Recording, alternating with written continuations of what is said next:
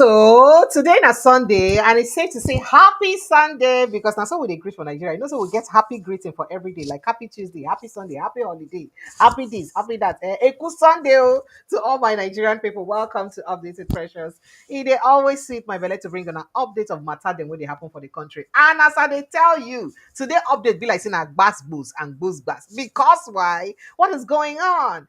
It is like saying that beating and counter beating because people don't come to accuse President Bola Ahmed Tinubu say what do you say? You say you fight for which democracy? Democracy for where? When you be say they go for back, they make friends with Abacha. You say you fight which democracy? Oh God, calm down. Oh God, calm down. Okay, calm down, calm down. Okay, I go give on all those J's. Plus, some kind thing brewing inside the APC will be like say some people they angry at each other because some people not greet really take some people greeting good enough, and then they go back, they get meeting with other people them, and they come. I go give on all of this just one step at a time. But before then, say today na Sunday, and the medicine what they drink every Sunday, what they call Sunday medicine. And I Prince Francis Chila can I don't become my Sunday tonic. So make I bring her come inside the studio first of all. Make her welcome her. Oga Francis Chila Kale. Good evening, sir. Precious, how are you? Sir, I'm fine, thank you. How are you doing, sir? I'm okay.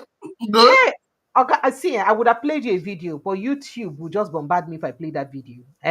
So there is this video that was making the round of particular sets of boys beating the hell out of a sole administrator of a local government in River State. Then beat them where. Tell and say sign that resignation now, sign and now, sign and now. And there's some kind gossip where they go around saying that because of saying no, give boys something. It will make you sole administrator, and you think you can chop alone. That local government receives about 1 billion naira monthly in revenue. And what are you doing? You're not sending money. What is going on? And we hear say these people are allegedly, don't quote me, now people will be loyal to people will be close to upper side of the power. Well, make I leave you, Sha. I just make I give you that gossip while you were away. That was what happened yesterday. Now, I saw the video. It's very pathetic. It shows you how bad our democracy has become. How we have allowed criminals and ruffians and drug addicts to hijack, governance in Nigeria. I mean, such things should never have happened. But Nigeria has become a country where anything goes. It's great. I mean, it's so shameful that you have a military administrator, state of emergency in River State, and things like this can still happen. It shows you that even the military administrator is not in charge. And the scope is that same thing is not just in Awoda East local government area. I heard it was supposed to also happen in another local government area. I'll keep it calm. But because the person in charge or in control of that local government, that is the person that the Oga at the top sees as the figurehead in that local government, is a lawyer. Is a judge. So he handled it keenly. And that judge is somebody who is close to somebody that is, has good friends in the judiciary. So he handled it. So, sir. It's high time Nigerians begin to think out of the box. It's high time Nigerians begin to evaluate those they elect as their leaders. We need to know their mental state, whether they are stable or not. It's very, very important we get to that level of electing people or choosing people or selecting people that have common sense, that have awareness, that have education, that have integrity. You will obviously know that between the local government chairman that was beating blue-black and those beating him, they had nothing to lose. And that's so simple. All right, no wahala. I'm going to enter inside another matter sharply because the matter they call us for the headlines we say we get this evening. Shettima allegedly snubs Ganduje, or Shettima snubs Ganduje's handshake amid 2027 VP ticket crisis. Even though some people say no, not be really snubbing because that video no complete, but it looks like an initial snubbing, and I have evidence. I could bring and make a show now when the time reach. And then moving on to other issues. Oh, by the way, after that snubbing, Atiku Obasanjo Gowon, Shettima, El-Ruffai come meet somewhere. Shettima, El-Ruffai, Atiku, Obasanjo, come meet for somewhere, and I go let you in on that conversation too, because I did here to tell on all that, that juicy gist. 2027, I mentioned all reports. Say, INEC no go fit say they no go register our party. They cannot. Why INEC cannot stop anti-Tinubu coalition party? They're not fit. They can't. Even though say they try am, they can't do it. APC, we hear say then they boost ADA. That's not ADA. Mhm. ADA now, you know the new party with the name na ADA. All Democratic Alliance have been waiting with their name. Say then they boost the back party to disrupt opposition ahead of 2027. So say na them day ahead of this, na them day in charge for this ADA. No be even the coalition no, and they come. I go give another gist. You know, we're here to give you the gist. Meanwhile, allegation don't they fly up and down because Oga Lamido, Sule Lamido, where be the former governor of Jigawa State, don't come and talk say, you say waiting, who fight for democracy? When they fight for democracy? Now we face Abacha face to face. Meanwhile, then they for back the gist with Abacha. In fact, their mama even do rally to support Abacha. Said he say who fight? Who fights who? Okay, Tinubu part of people who supported IBB's annulment of June 12 election. You know, fight for democracy, anything. Now Lamido, now they talk this one. Yeah, this one a bombastic explosion, no, because this explosion, past explosion. But presidency, they don't even wait the thing to reach ground. They don't answer them sharp sharp. President can't answer say Lamido's claims they don't talk say Lamido's claims they don't refute them. Talk say he no go fit truncate democracy. Say e be like saying they change wetin happen. They no fit change am. President refutes Lamido's claims on June and Tinubu's June 12 rule. Say na lie, no be so you take big. But wetin be the real account now? We dey come, we go tell you. Meanwhile, going straight to INEC, INEC can't stop us. PDP insists. And so they talk. You say that neck meeting, they must hold them. Why INEC go talk say they no go hold the neck meeting? Wait, what's be their interest? They say they must hold the neck meeting. Okay, I go on to other issues. Now, the Prince Chilaka, make I tell you something. You see, this gist what I get now. Now, people will be say renovate International Conference Center only with 39 billion naira and call renovate VP Lodge with 21 billion naira. They don't they lambast the person where they renovate government house with 63.5 billion naira. Say they waste money. Do you understand? Do I'm you looking understand? at the lambast now. At the come. So people will renovate things very expensive. A whole government house as it big. They say why you go waste 63 billion naira to use renovate them? But meanwhile, they say they get their own at the come. I go give one all the gist. Now here we need to talk about them. Tinubu hands over as ECOWAS chairman. Sierra Leone's Bill takes over. I go tell on that story too. So at least Tinubu will be ECOWAS chairman again. Northern governors condemn killing of Kaduna travelers in Plateau State. They say, why wanna go kill people where they travel for Plateau State? Plateau killings. Tinubu don't talk. This one, you know, reach 24 hours. President don't talk. Tinubu orders IGP to ensure culprits are arrested immediately. All right. Then we move on. Refer Benue killing to ICC. Sarah, don't tell Tinubu. This Benue killing, na genocide. We refer them to International Criminal Court if you get chest or you get Akwa Ibom. All right. Murdered Kaduna travelers buried in Plateau amid tight security. That one saved day. And then Benue crisis, facing security, oh, leave me out of it. Autumn done the hits back at Alia. Alia, leave me, oh, face your fight, oh. I don't know what they call my name for. Don't call me, oh. Then Benue, many are still missing. Alia, others playing politics. Autumn's aid, Geoffrey. Now they talk. I say people still plenty where they miss. Say there's still plenty where they miss.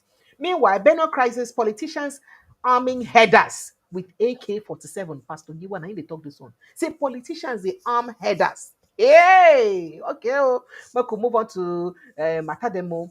Meanwhile, Benue attack survivors don't narrate how the headers killed their loved ones in front of them and say them they just escape out by the whiskers. And we'll talk about that. Oh, by the way, some group for inside the Boland don't they tell Oga Gowon, say, Oga Gowon, stop distorting facts on failure of Aburi Accord. Now they distort the facts on failure of Aburi Accord. I beg, face front, talk the written way happen. And so the group they tell Gowon. Constitution review, Senate to hold public hearing in 6 geopolitical zones. We will see as the outcome of the public hearing could be. I would like monitor that public hearing bumper to bumper. Ndume hails troops resilient residents for repelling Boko Haram attack on Ngoshe. Say the troop or both residents and when no agree at all. Say on a do well. Anambra vigilante detained pregnant woman, 2 kids for 20 days. Why? It will shock you. Hoodlums assaulted First Rivers LG administrator to sign resignation letter. My people, now all this matter and more now we get for your domot today.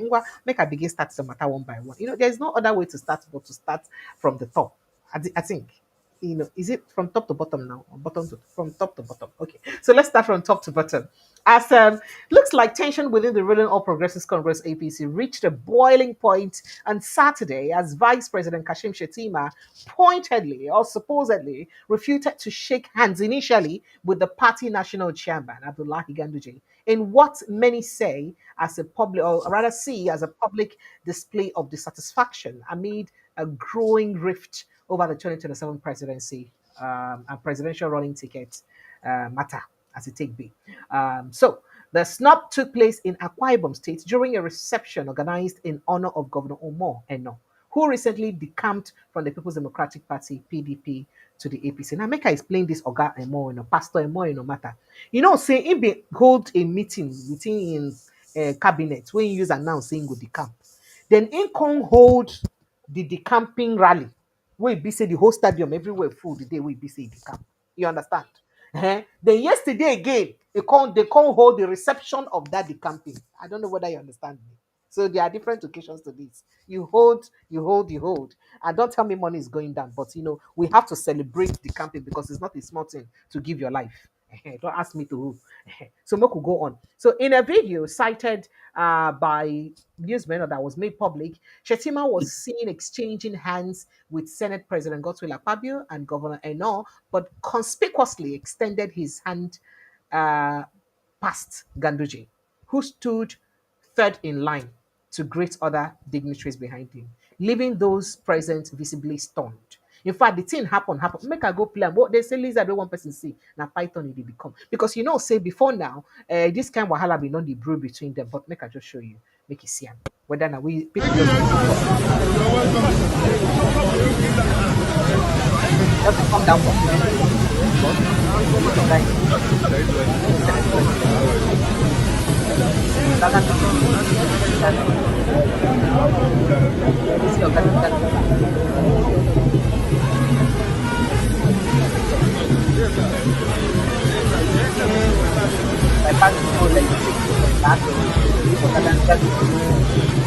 I am not running for anything. I'm just analyzing.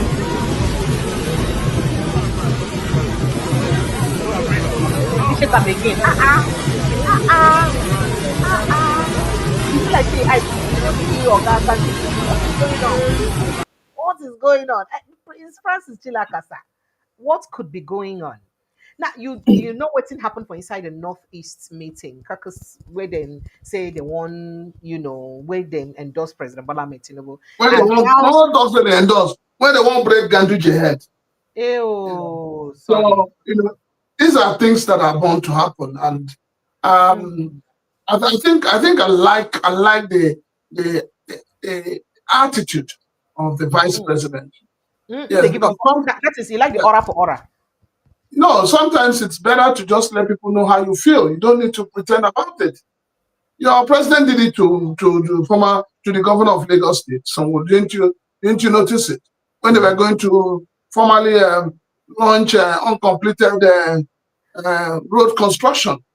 30-kilometer that is not up to 30-kilometer road. Well, whatever kilometer they want to call it, an aberration in our system where a whole president will go and commission a project that has not even gone up to 5% is so shameful. So during that period too, you saw the way he ignored Sanwo-Olu just to express his dissatisfaction.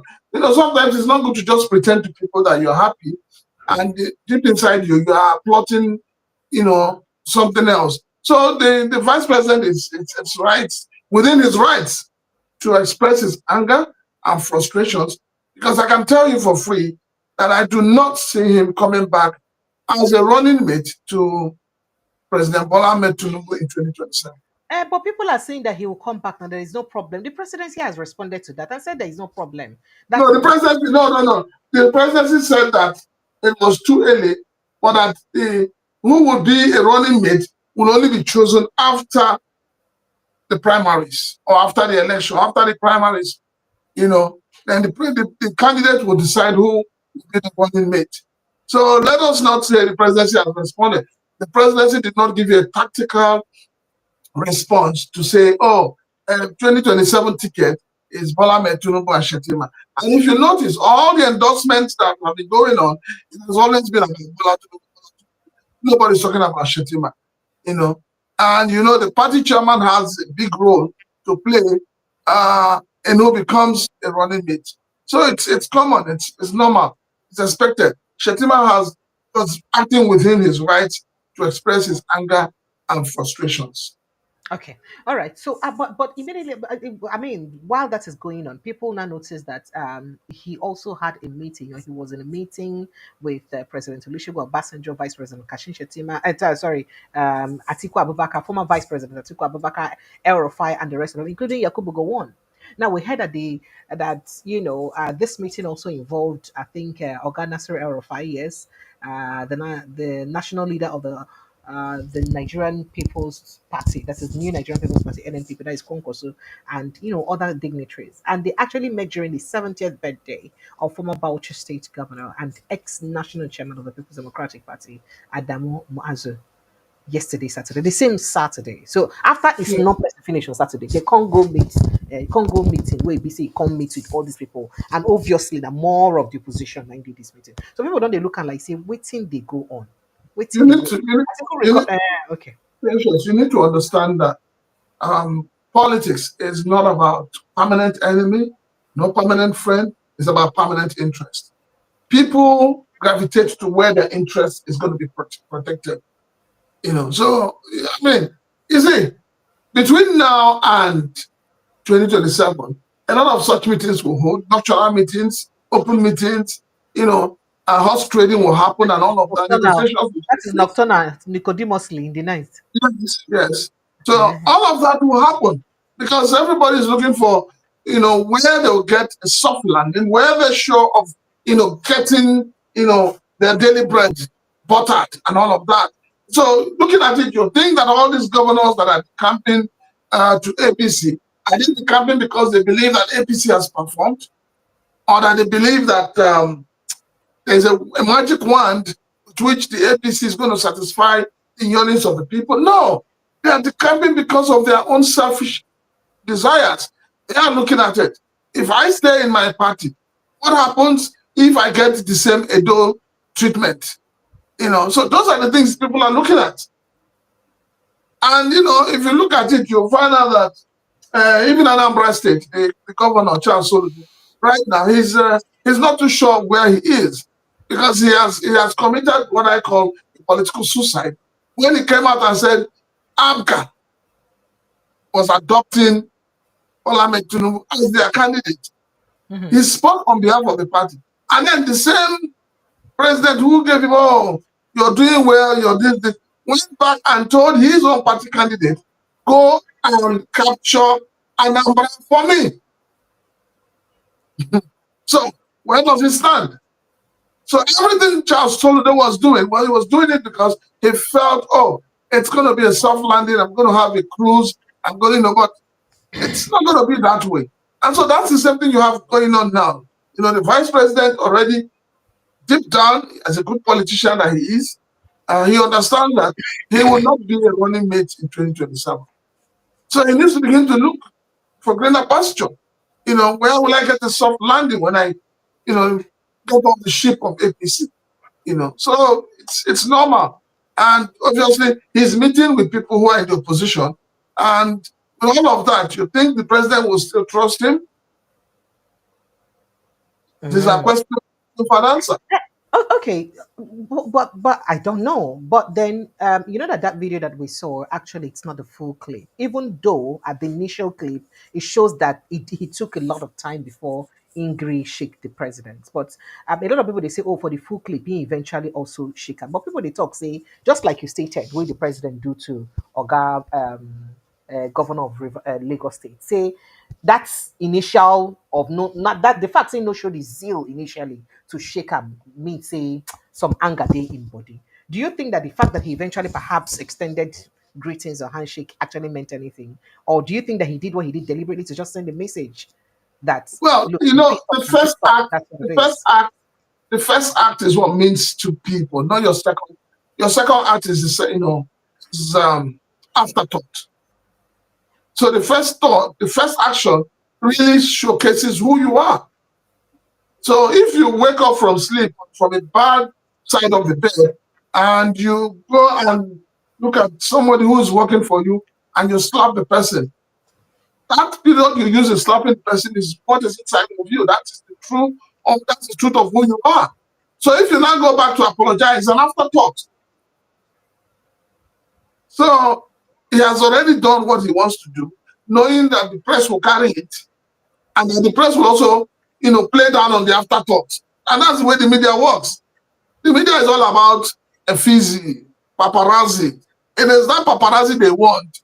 The other things that follow the paparazzi, nobody is interested in it. All right, so let's get straight to the registration of a new political party. Say Oga Amiche bin don't come accuse the president and the INEC chairman of not accepting to register new political parties. And right now, some people don't they look and say implication good day if he be say, in fact, it go hard for INEC not to accept to register new political party, especially after president don't come and talk say he no fit do that kind of thing. What do you think say these implications could be based on waiting some people that don't they talk? Well, the implications are going to be very obvious because Nigerians already are losing, they've lost interest. They've lost interest, they've lost faith. They don't believe in the integrity of INEC. So, people already have made up their mind that INEC will not. Maybe because people feel that INEC is being controlled by the government and all of that. But the ideal thing INEC should do, INEC should be independent. But unfortunately, we've noticed over time that INEC has sold its birthright, like Esau. I mean, Jacob sold his birthright. So it's what is happening. So right now, INEC is neither here nor there. And, each time I hear of INEC, I just remember our man called Wiki. I remember him. I remember his sayings. So I think right now doesn't know who to give. He's giving some to executive. He's giving some. He doesn't know whether to give some to the political parties or not. So, but the truth of the matter is that INEC needs to show that it is purely independent. If those who want to register a new party meet the criteria, then INEC has no choice than to register them. But I can assure you that with the caliber of persons that are coming together to form this new political party, they don't have a problem meeting the conditions. Is it the head office? Is it the headquarters they want? They already have a place in Abuja. I mean, if you look at it, the way it is now, Atiku is supposed to take care of the north. I think the north east or so. What's his name now? El-Ruffai is supposed to take care of the north central. So we heard. Yeah, so yeah, and he's supposed to take care of the south. I think Shola is supposed to take care of the southwest. Peter Obi is supposed to take care of the southeast. So now tell me, these people already have structures on ground. All they need to do is to convert the political offices within their structures, the wards, the states, convert them into the office of the new political party. So they're good to go. So INEC would definitely have no choice but to register them. And, I can assure you that.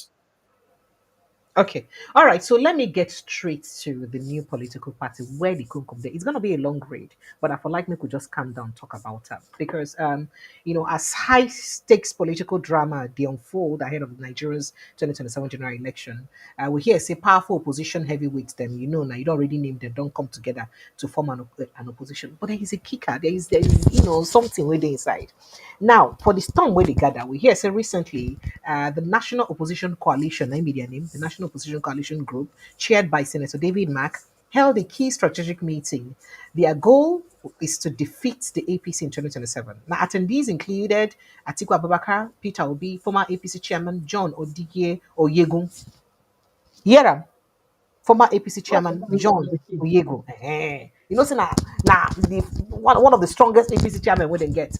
Ex-governors Raul Farid Beshola of Osun State and Nasir El-Ruffai of Kaduna State, including ex-justice minister, I think Abubakar Malami, former SGF Babachar Lawal, Aminu Tambawa, ex-chairman Uche Secondary of PDP, and a former FRSC boss Osita Chidoka, and among other people then waiting for inside that meeting. Initially, we hear say the coalition been planned, say they go make sure a formidable party where they grant like SDP or ADP. But later the contact say no, the best way they could do now to open a new party, to register a new party. Now AD then contact say they can't agree, say the party where they go register, then go adopt the slogan Justice for All.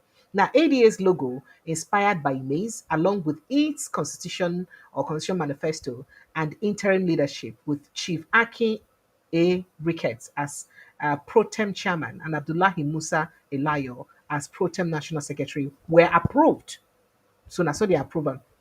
The vision is to unite just progressive Nigerians, right? Now, we can they hear again say insiders now they claim say the APC they quietly fuel the ADA narrative to derail opposition unity so that they no go dey united. You know, say one of the reasons we make them no agree adopt any political party now because of the kata way full almost all the political parties. You know, take away we say El-Ruffai move to SDP. SDP political leadership begin get crisis. PDP still dey in crisis. Labour Party dey in crisis. So it be like saying na wetin make they do mini money more for where they go, we make they never talk am. Right now, when they don't they mention the things and what they go do from then we don't hear say people don't infiltrate the ADA. In fact, say APC as a matter of fact, they've quietly fuel the ADA narrative to derail opposition unity so that they no go dey united. Though Keyamo been don't mock the ADA, call them say pedestrian jokes, say a joke they be. In fact, Senate President Akwa don't talk say with this kind of party say President Bola Ahmed Tinubu go score 99.9% of the vote because they need to go anywhere. In fact, Atiku, what you mean? The Keyam also called them psychological warfare. Say they don't even know what they do at all. Now, the alleged strategy to amplify ADA to fracture the coalition, playing Atiku's northern influence against Obi's southern base, and pitting former APC defectors against each other, leaving voters unsure which platform truly represents the opposition. That now waiting we hear they happen. I don't know whether you don't hear that news over the week. I hear them, but I don't carry them. Say Atiku Abubakar being they against Peter Obi. Say tell Peter Obi say not, no need coalition. I heard that, but I refused to carry that news because I couldn't substantiate it. So that's why I didn't carry it. Now we hear say bottom line, not vex. Make I just quickly finish the story.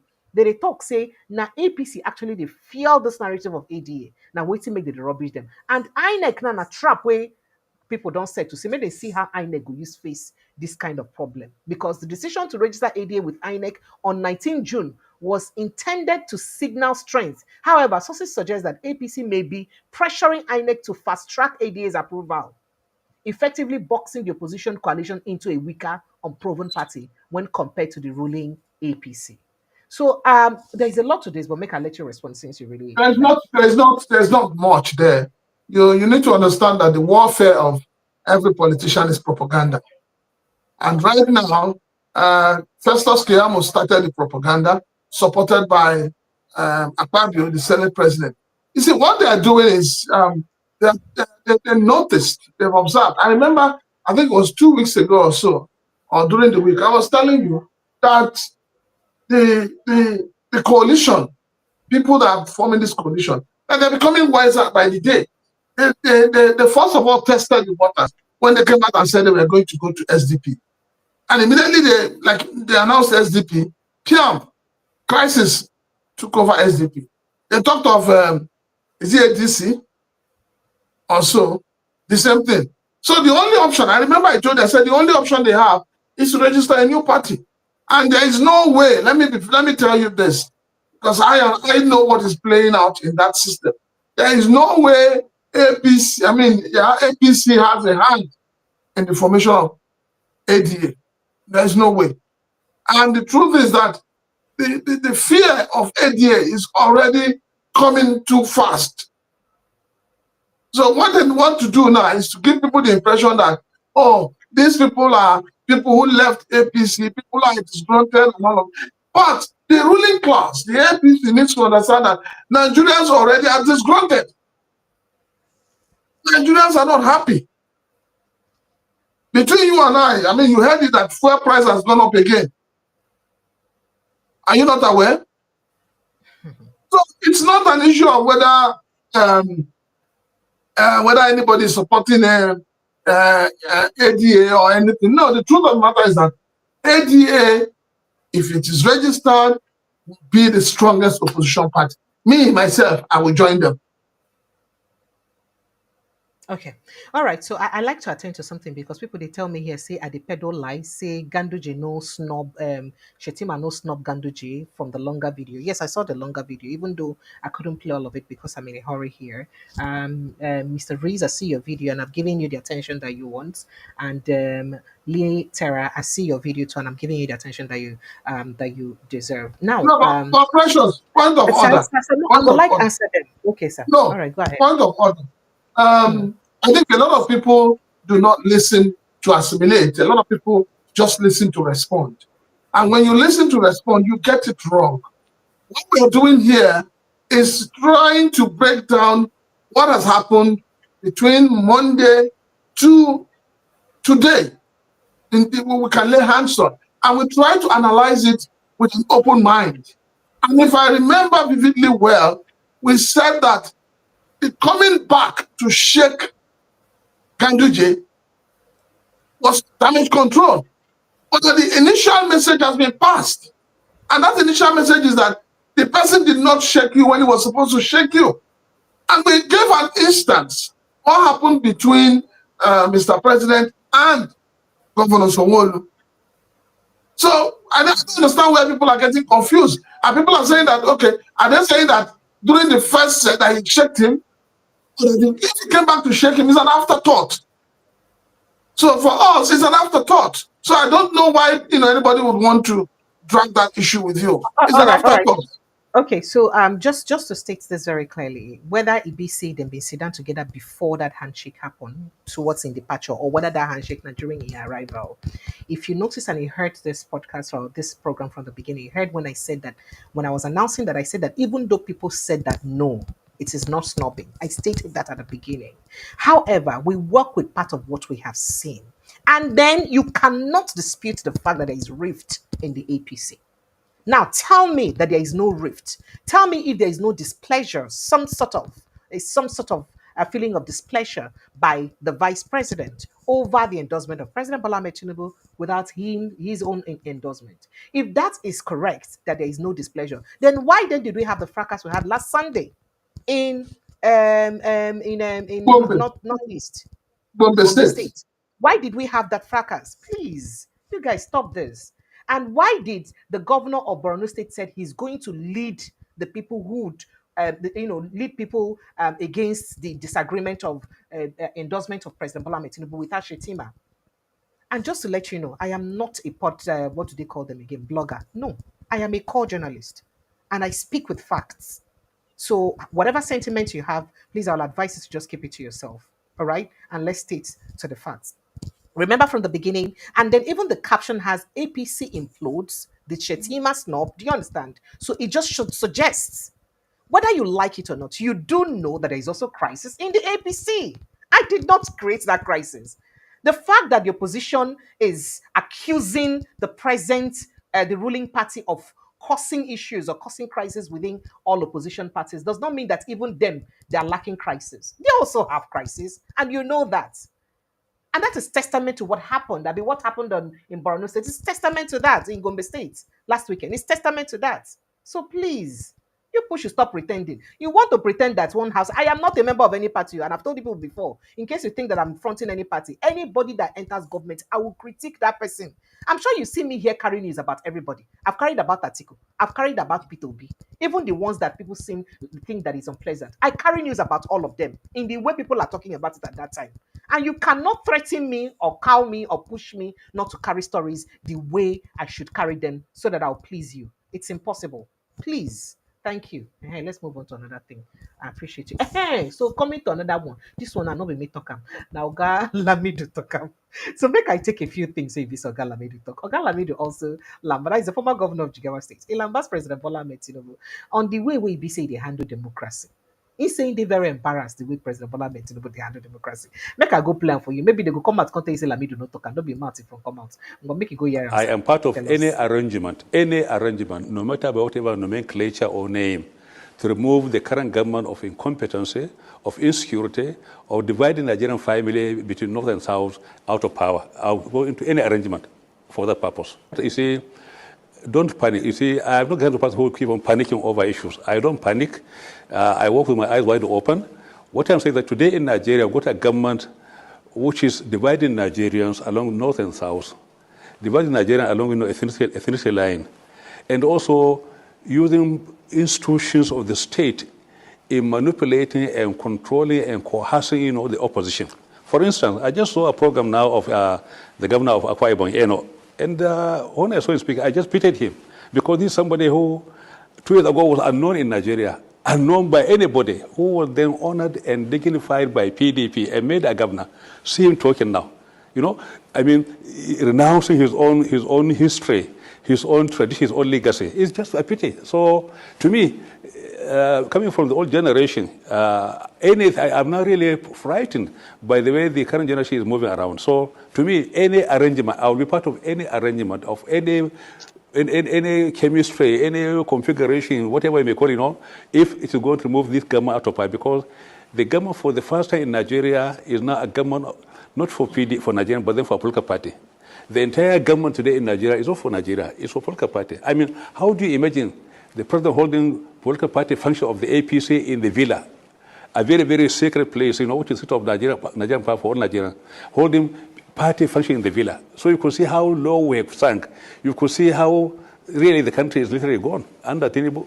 So again, I will be part of any arrangement, anything which is going to make sure that this party is fresh out of power. I'll follow that.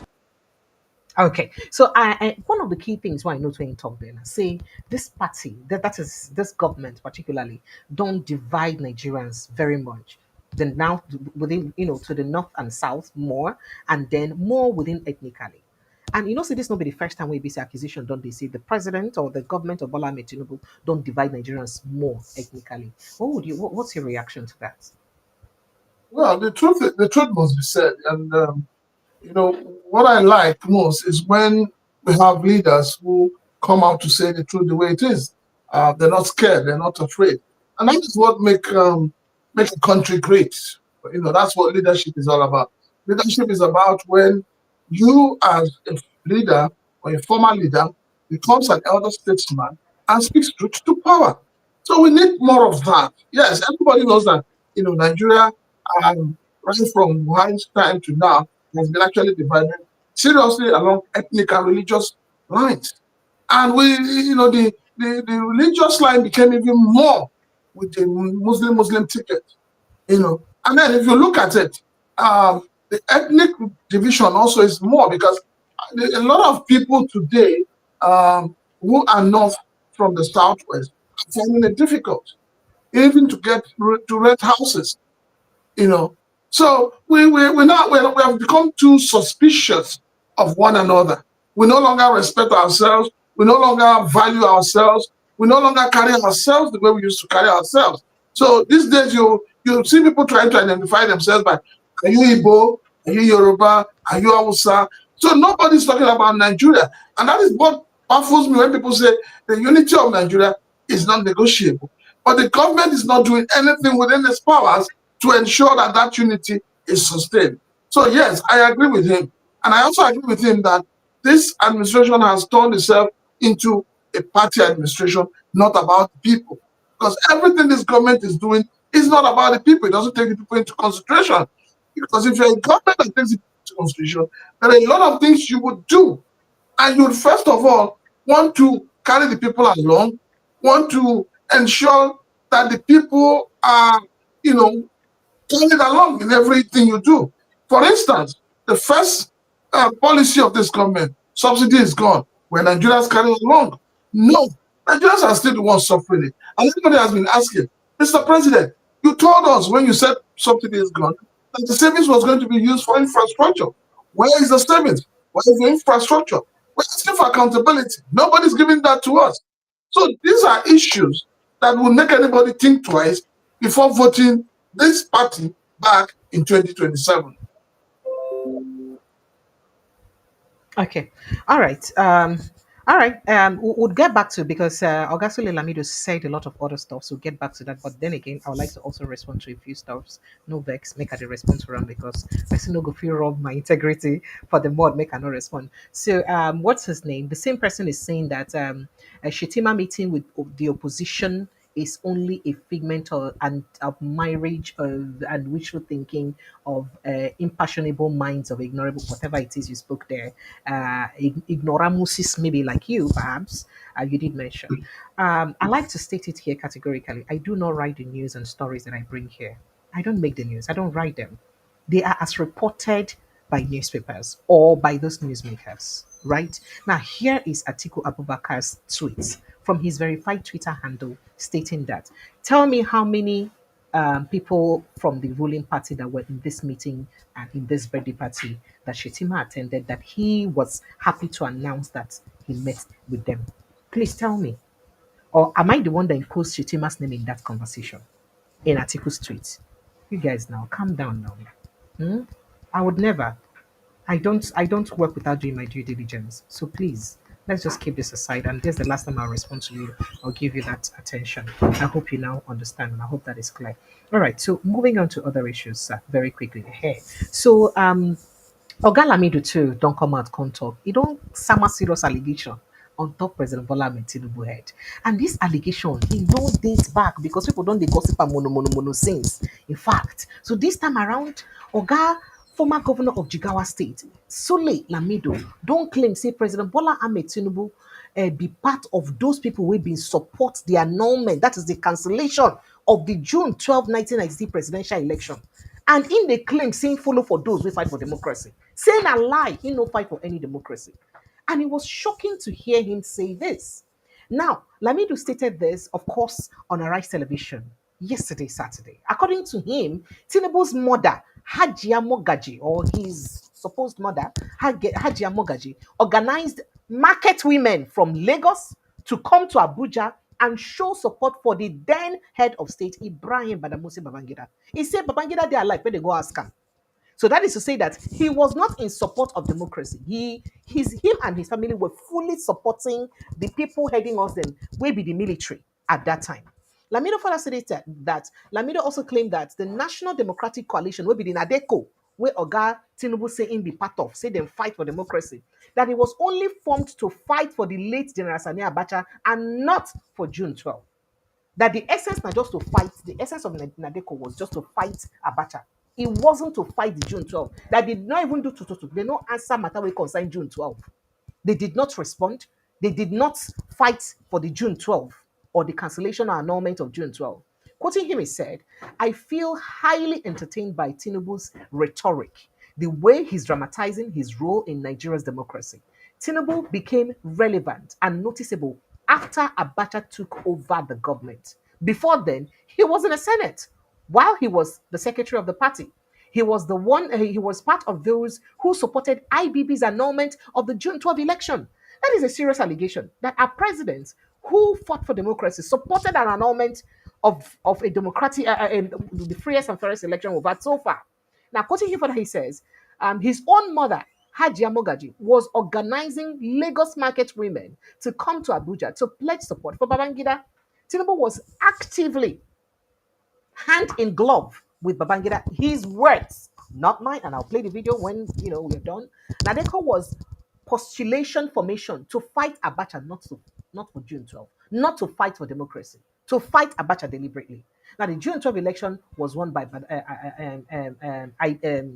MKO Abiola. But the presidency has swiftly reacted. So let me take all together so that he can respond. So the presidency has strongly refuted these recent claims by the former Jigawa State Governor Alhaji Sule Lamido regarding President Bola Ahmed Tinubu's role during the annulment of the June 12, 1993 election, describing it as false and revisionist.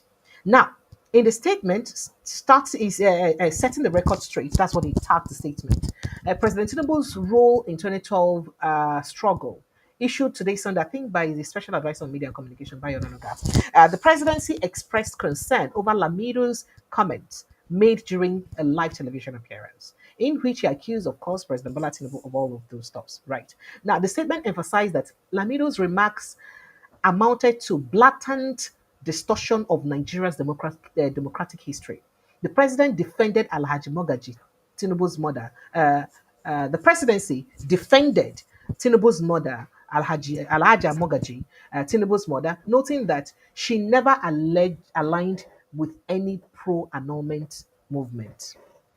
Now, part of the statement read, the attention of the presidency has been drawn to recent comments made by Alhaji Sule Lamido, former Jigawa State governor, on live television, in which he falsely accused President Bola Ahmed Tinubu of supporting the annulment of June 12 in 1993 presidential election. Alhaji Lamido's claim represents a distortion of history and regrettable regrettable attempt at revisionism. He alleged that President Tinubu only rose to prominence over the formation of NADECO and claimed that Tinubu's mother, Alhaji Mogaji, mobilized market women to back the annulment. These allegations are patently false, he said.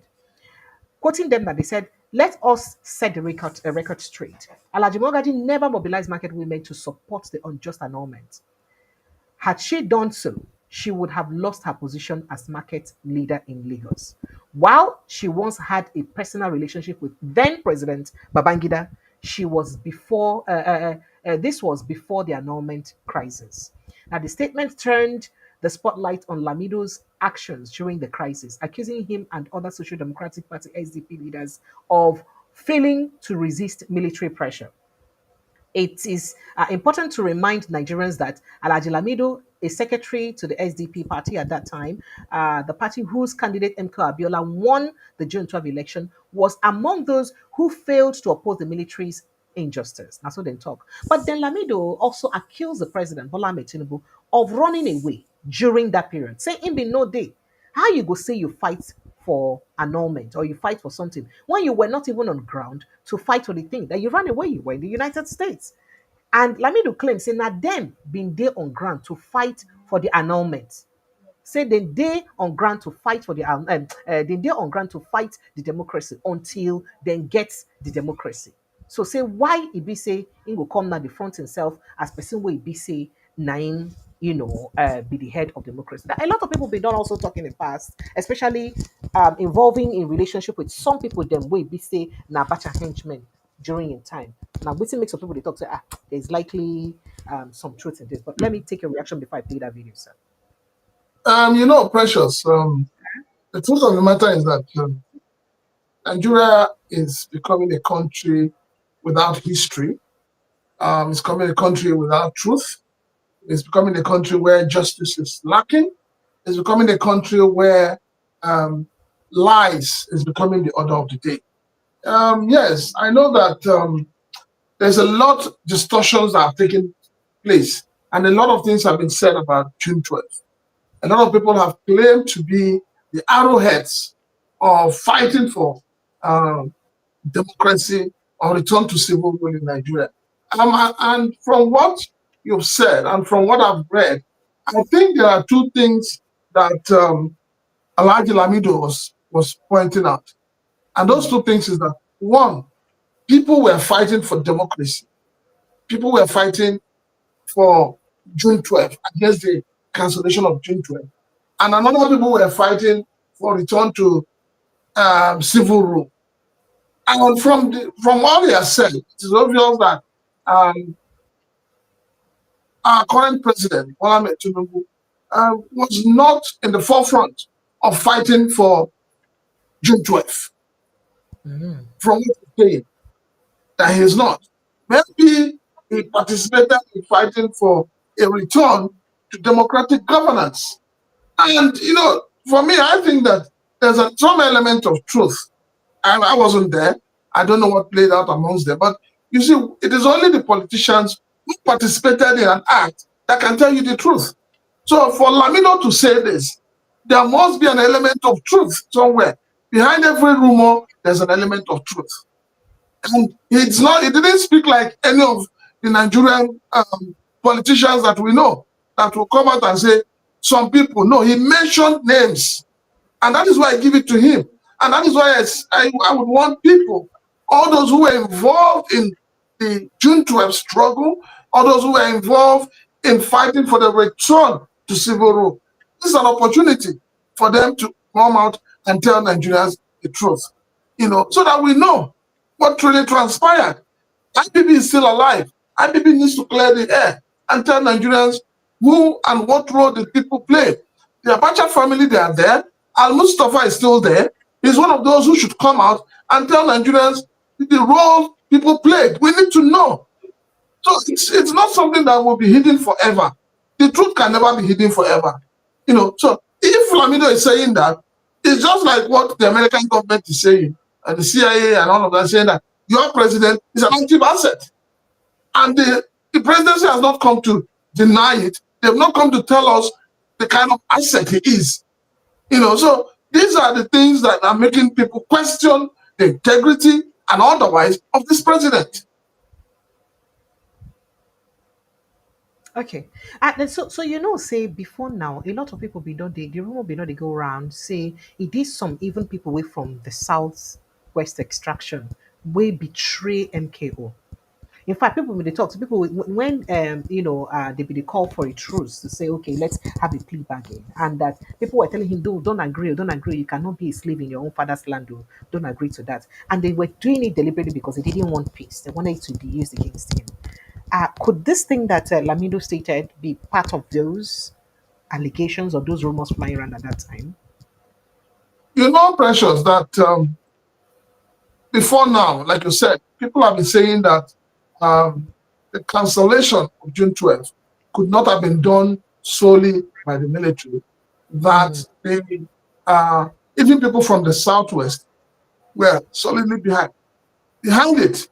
And that's why a lot of us kept wondering that after the cancellation, suddenly Shoneka came out from nowhere and was made the interim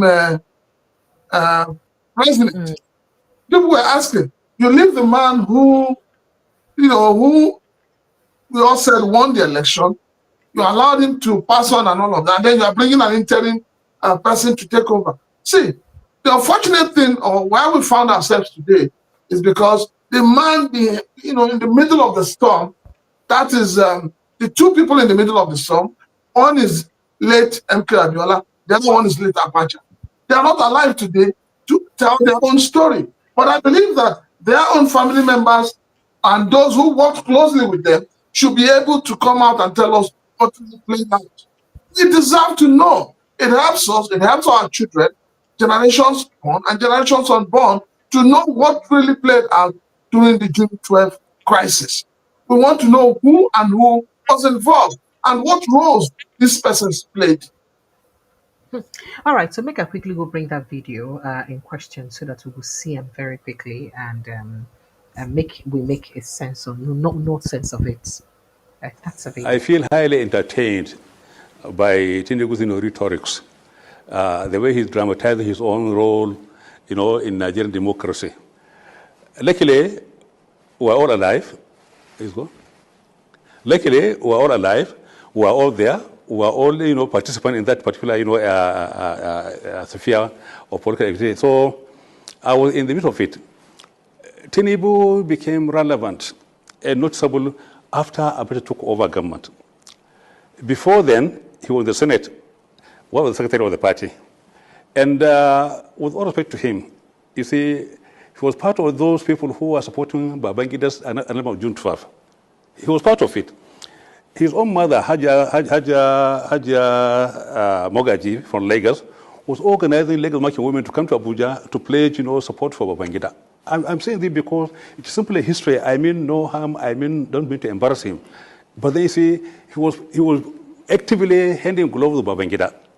Now, when Babangida saw the fact that he was having a problem with the party, he went to the National Assembly to address them. One infamous speech was, they are trying to incite you. It is you they are against. Tinubu was there, and the IU became very, very firm and straight on the issue of June 12th. He called a meeting, then being the only senior elected person in government at that time, as Senate President. He convened a meeting in Edo, in Benin, we went there with the governor, where we went there and reaffirmed our commitment to June 12th. All right? Babangida was so angry with IU. When he came by, he removed him and put in a better arrow. He put him there so that so that they can be aligned to Babangida, political kind of machinations. So When Tinubu today, after being Nigerian president, decided to rewrite history, well, trying to maybe deconstruct history and then rewrite it, then it is a very, very amusing because he was part of the Babangida support of June 12. He was part of it. Now, it was only when Abacha took over government that Tinubu then became a so-called activist of June 12. Not only all those who are talking about June 12 in Nedeko, I mean no harm, I mean no disrespect. I'm simply saying what happened during that time. All of them, those people in Nedeko, where were they on June 11? They had no part in June 12. They are not part of June 12 campaign. They are not part of the June 12 activities. What they are never, because most of them are saying they should down look. All of them, because they know believe they won't work out. So when Abdullah won the election, and then after the annulment, they are all very, very passive. But suddenly, after Abacha came on board, removing Sonekam, they became activists. They formed Nedeko. Nedeko was opposed to election formation. Nedeko was something which was formed, to fight Abacha, not to fight democracy, not to fight for June 12. So whatever Tinubu is doing today is simply reconstructing history the way he thinks it's going to fit his own political interests. But then obviously he was a major supporter of Babangida. Ask Babangida, ask him. So when you talk about, honoring June 12, what are those characters? Ebute Ere, somebody who replaced Ayu for June 12? Who are the others? All of them. So he ran away. We stayed behind. We fought Abacha. I was detained, because of my fight with Abacha. I was detained. He was detained. So all of us, Adamu Churuma, Bola Ege, Yoche Ayu, Kwame, and many others, Bagaji. Okay, so here they talk about how most of them use fighter, and just like you mentioned, he actually called names and called people. Make I just play the concluding part. Many others, Bagaji, all of them were there. We fought Abacha. We fought him because we were willing to risk our lives. Tinubu ran away. He was not in the country. He only came back after the whole thing was, after the call was very, very clear. So what I'm saying is, all those advocates of June 12, they are more concerned with the bath water rather than the baby. They are more concerned because most of them were at the end of the meal. When the product was being processed, they simply picked up the product. The process which produced the product, they are not there. They're not part of it. They only pick the product. And to them, it's not about the victor, but it's about the victory more than anything else. So we make this kind of distinction. The difference between the victory and the victor. The Nadeko were more concerned with the victory than the victor. As far as they are concerned, in the bathwater they are trying to use, they are trying to hang on to their own kind of riding on top to reinvent, history in Nigeria. Otherwise, I feel embarrassed for the president, for the way he's talking, honestly. Ask anybody. Go ask anybody. We're all there. Ask Ayu, ask Gerigana. They're all there. Ask Langiwa. So, what is happening today in Nigeria is simply something very, very laughable. People, who had no political pedigree, who had no political history, who are not known as fighters, are now at the forefront fighting for Nigerian democracy. It's so laughable. Okay, so Prince Francis Chilaka, your concluding thoughts, and that's why we'll move on to other issues. Well, honestly speaking, this is mind blowing. It's filled with a lot of revelations, especially coming from somebody like Sule Lamido, who we know is a bright mind. And if you listen to him talk, you will know that he's speaking from his heart. So it's not left for those who package Mr. President, those who work for him, and those names he has mentioned. It's now left for them to come forward and tell Nigerians the truth. I keep saying naked truth. Nigerians deserve to know the truth. It is only the truth that will set this country aright. It's only the truth that can set us free as people and as individuals. So we need to know the truth. He has, like I said, he has opened a can of worms. So let everybody who has been mentioned, let them come forward and tell Nigerians what really happened. Because nobody has really told Nigerians what played out in June 12. Nobody.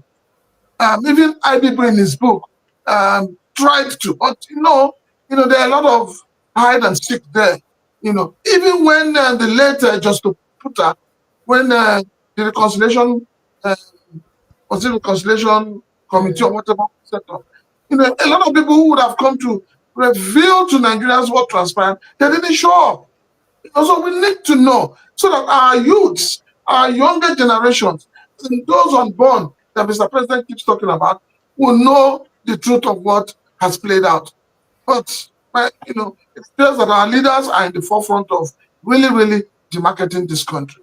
But make I ask one other question, no? Because people don't they talk this one say, oh, for instance, Oga Atiku Bagudu na Oga Tinubu Minister for Budgets and National Planning, and Chagri na Oga Tinubu friend, and these people being they indicted at one point or the other for being Abacha henchmen, as in people will be saying Abacha party. So people come to talk say, how you go say you been the fight Abacha for democracy through Nadeko? And then meanwhile, in closest ally, then we be saying even so then they indicted because of say they launder money for them. Now people will be your friends. Wait, so you keep them now, they give them contracts. How could you have fought Abacha and you kept these people close? That's question people are asking. Is it not possible that a friend to your enemy can still be your friend? Is there anything wrong with that? Well, when we started your show this evening, I said to you that the politics, especially Nigerian politics, no permanent friend, no permanent enemy. What you have is permanent interest. And I think President Bola Ahmed Tinubu is looking at a permanent interest where his interest will be protected.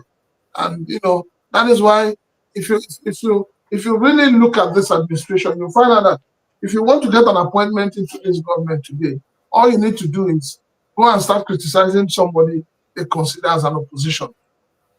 All your sins, everything you've said in the past will be forgotten. When Bagudu's name was submitted, these issues came up. Nigerians raised eyebrow, but you have a country where your Senate, all they do is if you say yeah, if you say no, nay, the eyes have it. So you have a system where you don't even know who is saying and who is saying no. We need to have a system where we know who voted for what. You saw what happened in Kenya. Kenyans were able to know who voted because they know. In Nigeria, you don't know who votes for anything. They said, okay, for you to have a state of emergency, you need to have two-third votes. At the end of the day, they threw the two-third away and went for voice vote so that you will not know who is saying yes and who is saying no. But if we need to have a proper democratic setting, we have a government that we can really hold accountable, starting from the Senate and the House of Reps, down to the State House of Assembly. We need to know those who vote on every issue, so that when we want to criticize, when we want to praise them, when we want to evaluate them, we will know where to start from. But this whole idea of the ears have it and the eyes have it, it's just a ridicule, and it's just a cover up of what they're doing. So yes, Mr. President understands what he's doing. He understands for him it is business. Governance in Nigeria is business. And that is why, no matter how bad the person you consider as an enemy is, so long as the person is going to give you value for what you want, you embrace the person. So embracing the Chaguri brothers, who we know had court case against them and all of that, and then putting them in the forefront of Nigeria, it simply shows you how insensitive our politicians can really be. All right, so let's move on to other issues. You spoke about opposition because we're still going to get to the killings because the president don't respond to what he get to do with the innocent northern Hausa travelers. So if you see them being killed and what did they bury, but we'll come to that conversation and also more of waiting they happen for inside Benue State. Going back to waiting they happen, the People's Democratic Party as a took opposition, they don't insist say they go ahead to get their national committee, executive committee meeting whether INEC like them or not. Remember, I said they sent INEC message, right INEC say they will get that meeting on June 30th. INEC don't say no, they no go figure it and say they don't recognize them. But this one they talk say the Independent National Electoral Commission INEC no get any authority to stop a statutory gathering. Say they no fit stop them. Now speaking at a press conference in Abuja today Sunday, the PDP National Publicity Secretary Debo Olugunabo and I talked this one. A question who INEC's acting secretary Halilu Amino was serving by unilaterally attempting to define the purpose of the party's meeting. Say why? Say what be say you deserve?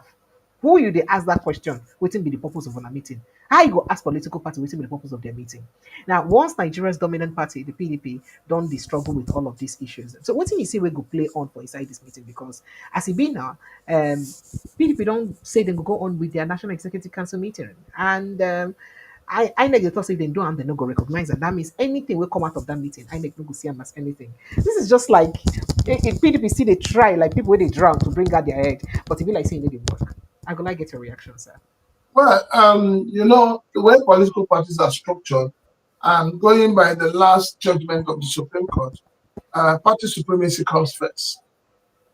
And so INEC needs to respect that, to understand that the party supremacy comes first. Whatever the party decides is what INEC should accept. But you have an INEC that seems to be doing the bidding of the executive arm of government, or they're taking sides to the executive arm of government. So they're not doing the things they're supposed to do.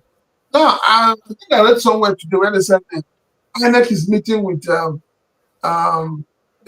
political parties, I think tomorrow or Tuesday, that is PDP, and they want to meet with the leadership of PDP and Labour Party, I think tomorrow or next tomorrow. So let us keep our fingers crossed, and we hope that the meeting will yield result. But the truth of the matter is that political parties they have the right. That is why it is because of the rights they have as political parties. That is why you don't see the pictures of candidates on the ballot papers.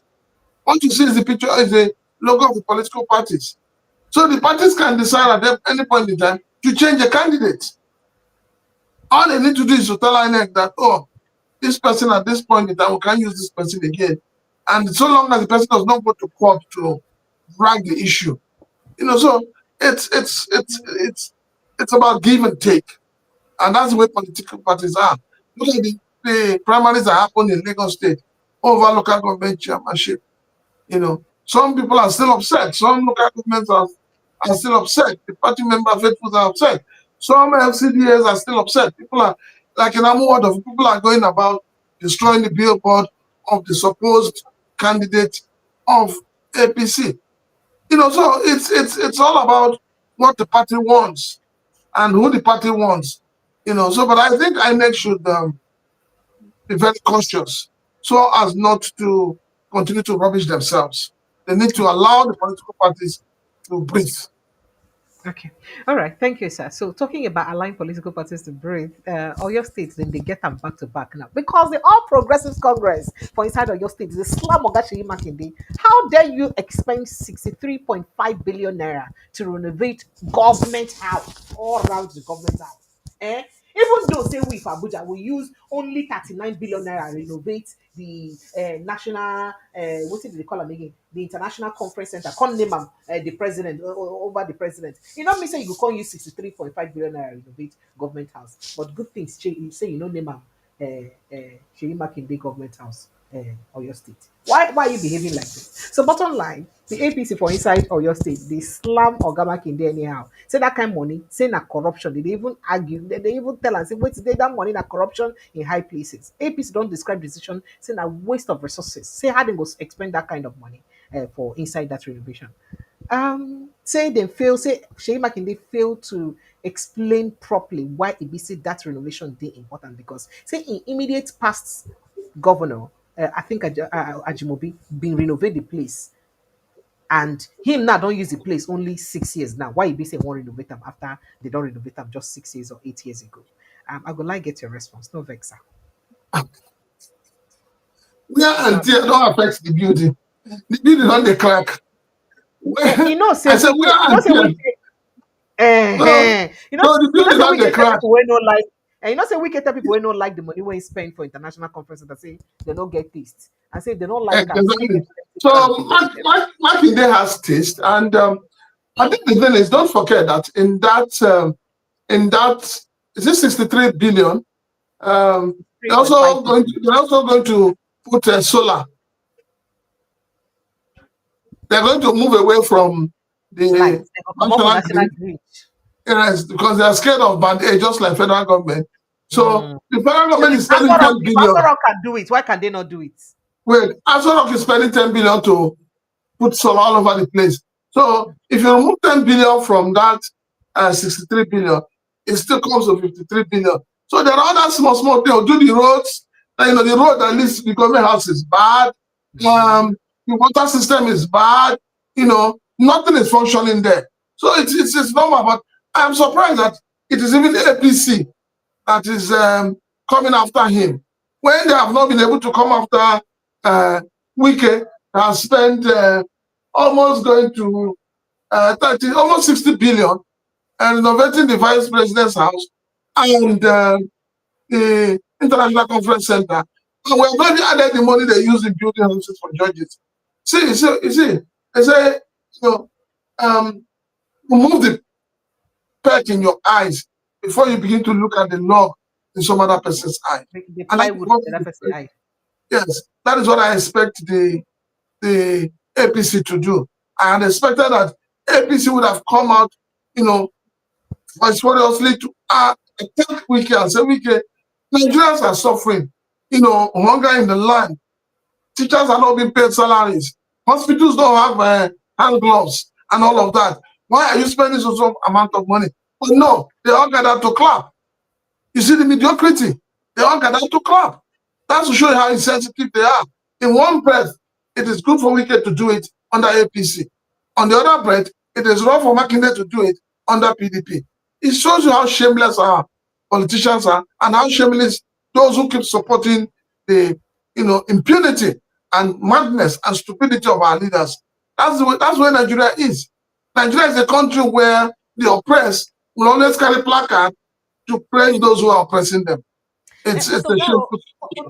Say this one will happen at this time now. Say Sheyi Makinde na Wike friend, now one of the G5 governors. Do we say that this is the G5 doings of the G5? And then again, at whose expense will they spend all this money? Because it is very painful. Saying at the time where you be saying Nigerians they face, sorry, please. I know saying I don't come and go round up so that you face. No. Go So ahead. at the time when you be saying Nigerians they face the hardest time since the history of the country. How come would they see all these kind of frivolous expenses? And what would they see in a defending and counter defense and all of those issues? Where be the place of the masses for all of these things we be saying they do? The masses are the collateral damage. The masses do not matter. The masses do not come into play. If the masses come into play, first of all, your president should lead by example. Your president would not have gone to get a new presidential jet at a price that we're still uncertain of. Your president should not have gone ahead to get a new Cadillac. Your president should not have gone ahead to buy SUVs for the senators and honorable members. So, in one breath, your presidency is the problem. Now, the Minister of FCT is another problem because now, don't forget, he has been removed from the TSA. So he's on his own. He's operating on his own. So he has become a demigod. Now, you see why they said that for you to be president, you must have 25% of the votes in FCT. So, but gradually, during the trial, everybody rubbish. They said, no, it didn't matter. But that is what is playing out. Because now that you have removed FCT from the TSA, it means that you are telling them that you're autonomous. So they should operate the way they want. They're operating more like a state. And that's the truth. See, what we need in this country today, precious, we don't need all these renovations, flyover. No, what we need is for government to be intentional about fixing the decaying infrastructures first. Fix the roads that are all gone bad. Make sure that our medical facilities are working well. Fix our educational system. When you've done this, ensure that there is security and food available for the Nigerian people. Then you can spend and build as many bridges and flyovers as you want. But the people are not in the equation at all. Okay. And that's the sad part of it. All right, so very quickly, make we run enter inside waiting happen for. Okay, just congratulations. Oh, not the congratulations, but to ECOWAS, by the way, because Sierra Leone's bill don't take over as a new ECOWAS chairman as President Bola Tinubu. Sorry. Okay, I don't live on sir. Okay, make we go to waiting happen for Plateau State today, as in bury the people wey be say die wey dem lynch to death, the travelers wey dem lynch to death for Plateau State. The Northern State Governors Forum don't condemn the gruesome killing of these travelers wey dey move from Kaduna to Plateau State to go wedding. Now, the chairman of the forum and governor of Gombe State, Inu Waihaya, don't condemn the matter for inside statement BBC released today will be Sunday. And person will release an media aide Ishmael Oba Misili. Now release them. Mr. Yahaya expressed sorrow after the loss of massive lives, rather, describing the incident as barbaric and cowardly act that has no place in a civilized society. Such mindless violence against innocent citizens is unacceptable and must be met with swift and decisive justice. Mr. Haya extended his heartfelt condolences to the government on the people of Kaduna State, particularly the bereaved families affected by the attack. Now, he prayed for the repose of the souls of the dead. And Mr. Haya commended the authorities in Plateau State and the security agencies for their quick response, particularly the arrest of the suspects linked to the incident. As I talk to you, that yesterday when the thing happened, Bongo, the thing happened Friday night. Yesterday, they don't arrest 22 people. The governor of Plateau State don't go visit the victims, the ones who survive. Come beg them, beg their family, say sorry, not gonna no vex. This is a very dangerous thing. And President Bola Ahmed Tinubu too don't bring that statement as Northern Elders Forum they talk. President Bola Ahmed Tinubu don't bring that statement. Say In fact, he don't command IGP. Say IGP Oga Ekwetekun straight go to work with other security agencies and ensure that those responsible for this killing of these travelers are brought to book and they are dealt with decisively. Now, what's in Oga President don't talk. Reacting to the news of the mother of the 12 wedding guests, including the father and brother of the groom, the president condemned it, describing the heinous action as unacceptable and barbaric. Said this kind of thing not supposed to happen. The victims, many of them injured, were traveling, to Zaria, from Zaria rather to Plateau State for a wedding. And the president directed the Nigerian Police Force (NPF) to ensure those responsible for the attack are held accountable. The president called for calm, promising not to allow the dastardly act to go unpunished. Say no go fit allow that kind of thing to go unpunished. As they talk to you right now, Serap, okay. When you finish that one, I go tell you what Serap talk because Serap don't tell and say, you see that thing will happen for Benue State. Oga report am to ICC.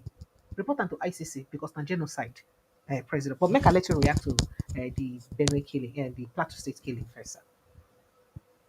Precious, Sir? you want to hear the truth this night, and Yes, I'm no. going to hear as long as possible to you.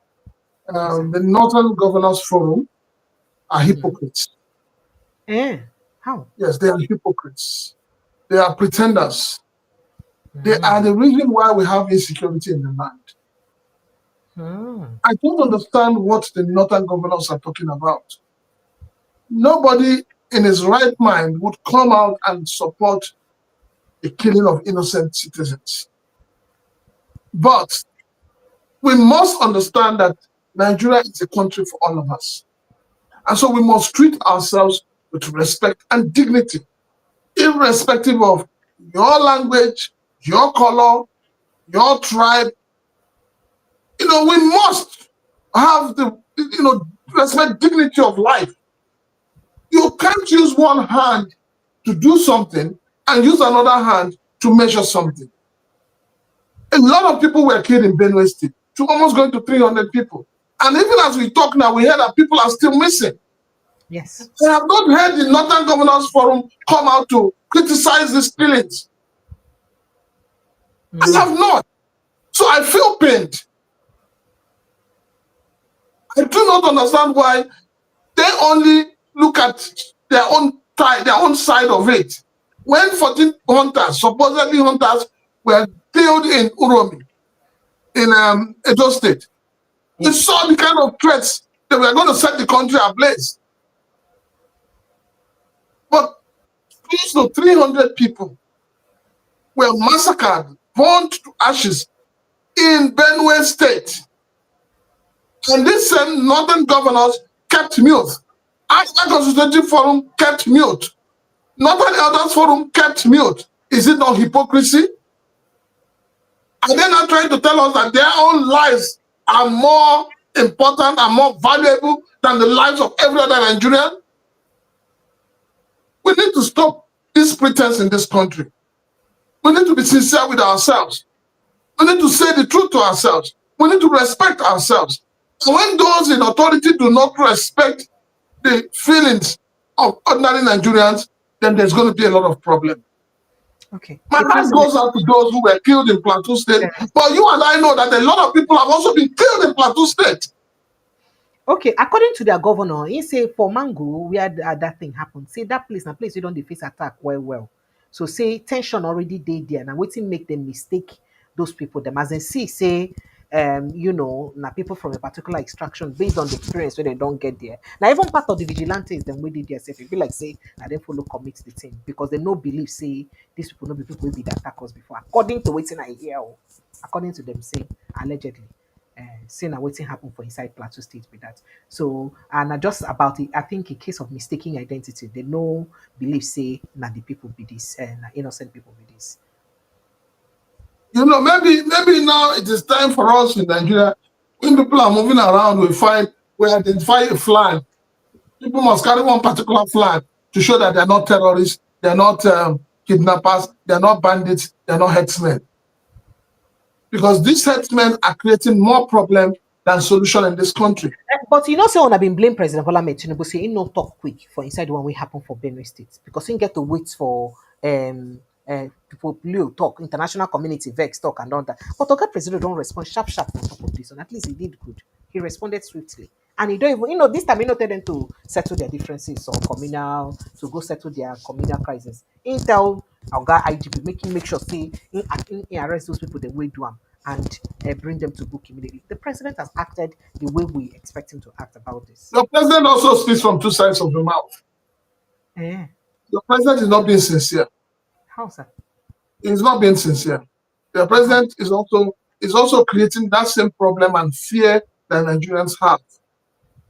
You don't pamper one section of the country against the other section. That is what he's doing.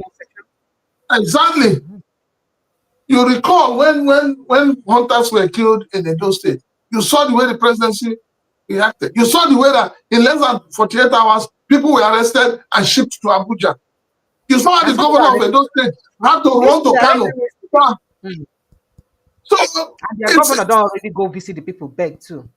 Yes, it's a terrible situation. And he also saying go send delegation to Kaduna to go beg. That's what the governor good. Talk. It's a terrible situation where you have a country where some people are more entitled than the others. Okay, are you saying that people would have also sent emissaries or delegations to Benue State to plead and apologize for the death? Well, let me Precious, between you and I, it has been established that the people that came to carry out the heinous crime in Benue State, it was not a communal issue. It was purely herdsmen. And they refer to them as Fulani herdsmen. And Fulani herdsmen are from the north.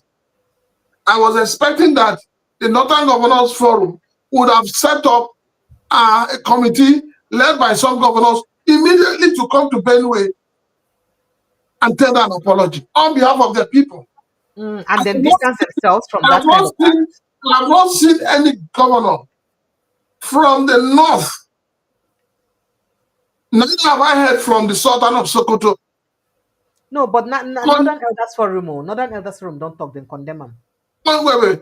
When did they condemn it? I think it was on Friday. After the harm has been done.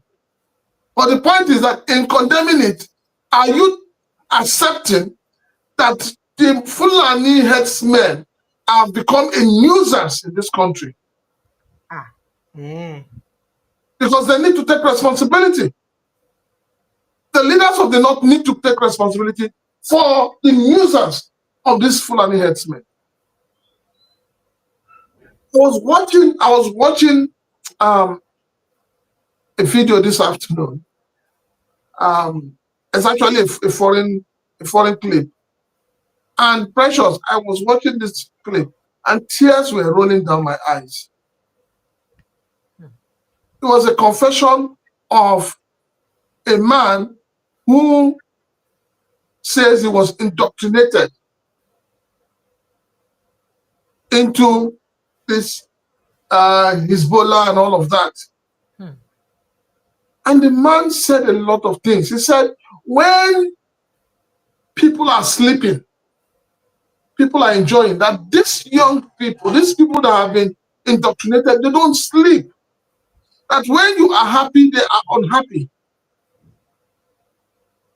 And that the only thing they think about is how to kill, rape, and maim.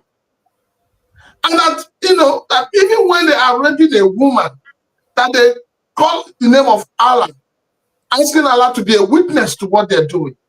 Raping people. Yes. That Hey. even when they are killing people, they are telling you that they're doing it in the name of Allah. And the man I think the man is either from Iran or so. He was shedding tears. So we need to, this whole thing where people wake up from sleep and they believe that they're fighting for their God on the names, on the hills of religion, it needs to stop. People need to be allowed to go to school. The northern elders, the northern governors, please, I beg you people, encourage your youths to go to school. It will expose them. It will make them become better people tomorrow. This is one way to curb the infiltration of this Boko Haram terrorists in the north. All right, sir. I remember a few months back, the governor of Borno State said something. He said that this insecurity is going to get worse. Why? That the people that are being recruited now are not coming from outside, but from within. Now, when you begin to recruit young men who ordinarily should have gone to school, who ordinarily should be working, who ordinarily should be engaged in doing something, and they have nothing doing, no employment, nothing, and then they get engaged by these people, absorb them, reorientate them, and they become worse than their teachers. And that's the truth. So we have a problem, and the problem is the problem of insecurity. But there are solutions, and the government must be ready to have the political will to follow these solutions. You can't go to Oshodi, on Oshodi Bridge. You see a lot of young boys during the day, they are doing Alabaru, they are carrying loads, and in the night they become something else. And across the entire country, it's not just Lagos. Agbero has become a way of life. Why? Because our educational system is faulty, our governance system is faulty. All right, sir. We need to prioritize what we want in this country if we really want Nigeria to be great as it used to be. All right. Thank you, sir. Let's quickly move on to other issues because of time. It's already past 10 p.m. in the night, 10 p.m. rather. So, is this the Benue incident? Is it enough for Serap to ask the president to report to ICC? I'm coming to that conversation because there's a lot happening, within that conversation. Some of the victims have narrated their ordeal rather, and it's very, very terrific what they had to go through. As you also mentioned earlier, they say part of the people them see, they never even see them. In fact, a senior pastor of One Second Coming of Christ ministry, Adewale Giwa, today Sunday, he say the affairs of Nigeria has been handed over to foreigners and criminals. Reacting to the killing in Benue State, Giwa blamed the attacks on politicians who are benefiting from the armed Fulani headers. Con say na politicians now they give these armed Fulani headers gone. Say because so the thing can remind me of a video where I see earlier in the week when a particular Fulani man they talk say they don't know anything will be gone before, according to the interpretation we people interpret because me I know the Haji Hausa. So for that interpretation we people interpret, the man say we don't know waiting waiting in the column, waiting the AK-47. AK-47. Saying na government now they give us the AK-47. So now um the pastor don't talk say government they benefit from the thing because say na them they arm them, they make them they do these things what they do. The cleric said on Benue massacre we have handed over the affairs of Nigeria into the hands of criminals. It is possible to put an armed robber in charge of money in the bank. Is that possible? That's what he asks. No, Nigeria has handed over their, he said no, rather, Nigeria has handed over the affairs of the nation to the hands of foreigners who want to finish everything before the expiration of their term. So they won't make sure say they end everything. We are hypocrites, and that's why it seems God doesn't answer prayers in Nigeria. We turn black to white and yellow to purple. God doesn't stay in an environment full of lies and deceit because His nature is inherently holy and separate from sin and evil. We brought Boko Haram, Fulani Hetman, and other terrorists to Nigeria. Who brought them? That's when you ask, who? Are they not politicians? Let me tell you this. It's difficult to send these Fulani headsmen away because politicians themselves benefit from the activities. Most of them are into cattle business, putting terrorists in charge of it and buying them AK-47 rifles. Do you want such politicians to display justice? No. My concern is the souls of innocent Nigerians that are wasting on daily basis because of this. Now, make I narrate some of the ordeal where the people then will go there go through. So some of the people then wait. I don't know whether I go fit narrate all this incident or the people then don't explain what they get to go through. One of them, one Taide, Taide, in be 35 years old, a farmer, where they married and have children and wife. He explained what they get to go through and how this attack is affect all of them. And my guest yesterday been talking. Some people for inside their state for Benue State say that they even sleep for road, middle of that road, that this thing for road, then they sleep. Why? Because of the fear of all of this kind of attacks. We'll make a let you react quickly, sir. This is precious. Sir? Let me start it from the issue between the governor of Benue State and the former governor. The attack and counter attacks when Yes. they fire each other. I think for the earlier is getting it totally confused and wrong. If you feel that your predecessor didn't do well, since you became a governor going to 2 years, how many of those people in the IDP camps have you been able to take back to their various ancestral homes? If you have done that, and we're talking now, the right to begin to point fingers, but you're not doing anything about it. And it is so shameful and sad that, people from Benue said, even my friend I've spoken to, he said that it was in the news, it was not hidden that this attack was going to happen. But the government didn't do anything. The governor didn't do anything. Even after the attack happened, the governor still didn't do anything. He was going back and forth. See, this governor told us that he was going to submit the names of those who are responsible for the banditry and everything going on in Benue State. He has not submitted any name. We're still waiting for that. So bringing it back to the ordeal of these people, Precious, when you read that ordeal, your mental health will be messed up. Your mental health will be messed up. I don't understand how somebody can just carry petrol and sprinkle on another person and set that person ablaze. I don't understand it. It is so painful. It is so sad.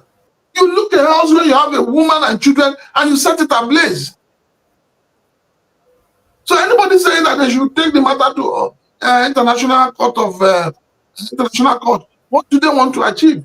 When your government has not been able to do the needful. When the government has not been able to do the needful. And then when your president was talking about reconciliation, I keep asking this question. It is burning me in my chest. Who do you want to reconcile with? I was saying arrest people. Who are you going to arrest the people from? Because what will happen now is that before you know it, they will arrest some young youths from the community and put the thing on their head and say they're the ones responsible.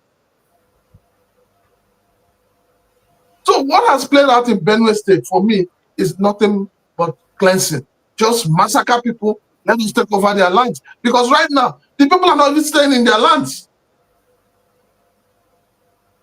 People are not staying in their lands. People have left their homes. People have run away. That's what many say. And then those other places where the people have run away, that these bandits have taken over, nobody seems to be talking about it. Nobody. See, let me tell you, do you know what will happen if these people run over Benue State and Plateau State? Nobody will be safe in this country. Because from Benue State, you definitely enter southeast. From Benue State, you enter coming down to Kogi and all of that. From Plateau State, I think you're going to Taraba. So this whole thing is calculated. It's a planned out thing. Let us chase these people away and take over their land. This is about land capture, nothing else. So a lot needs to be done. A lot needs to be done. Oh, you see, Nigeria, the way Nigeria is, the politicians have moved on.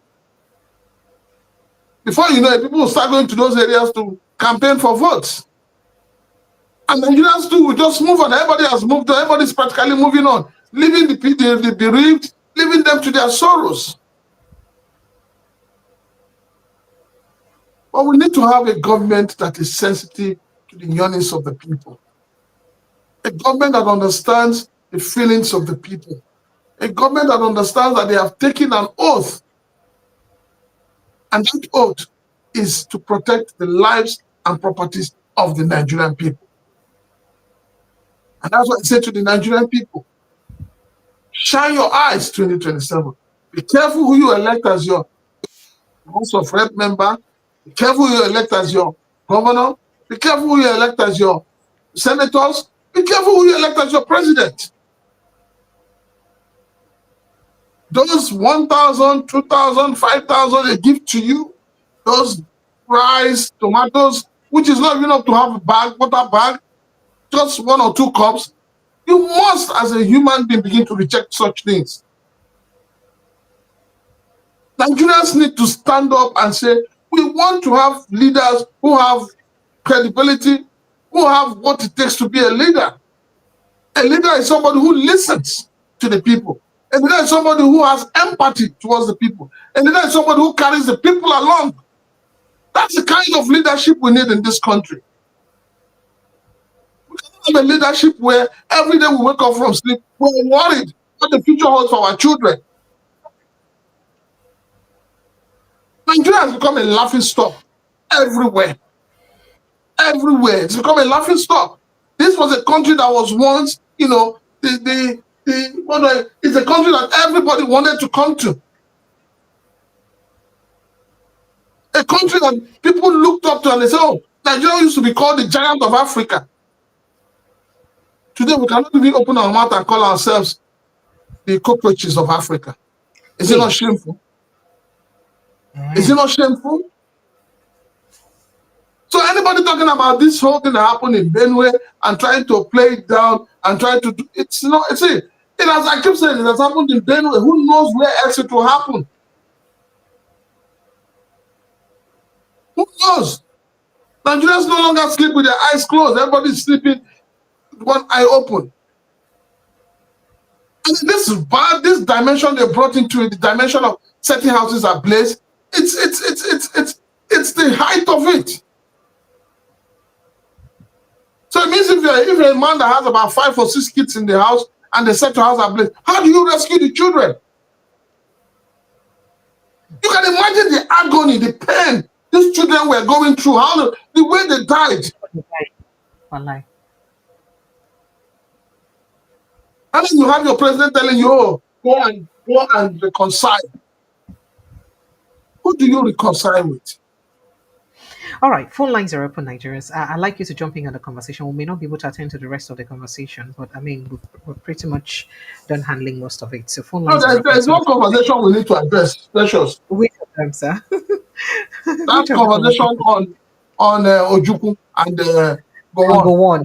Okay. All right. So let's quickly deal with it. As a United States-based group, a Rising Sun, has faulted former head of state General Yakubu Gowon, retired, over his claims on the reasons for the failure of the Aburi Accord of 1967.